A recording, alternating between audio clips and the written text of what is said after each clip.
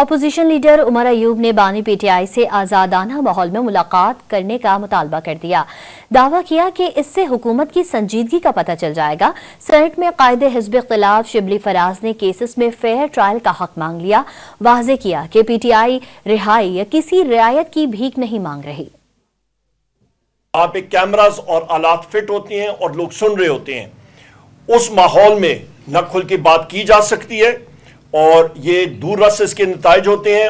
हुकूमत का सीरियसनेस, उनकी संजीदगी इसी बात से पता लगेगी कि हमें वो अनफेटेड माहौल में बंदिश के बगैर हमारी वो मुलाकात वज़ीर आज़म इमरान खान साहब से कराएं, क्योंकि हम हदायत वहीं से लेंगे और आगे इस मसले को चलाएंगे।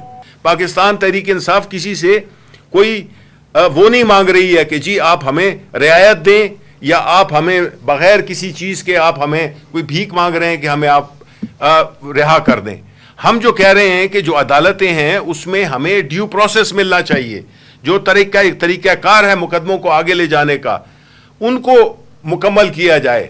लेकिन ये नहीं हो सकता कि आप कानून को एक साइड पे रखें और तय ये कर लें कि जी शख्स को सजा देनी है। तो इस तरह जो है तो मुल्क नहीं उसमें इस्तेकाम आ सकता।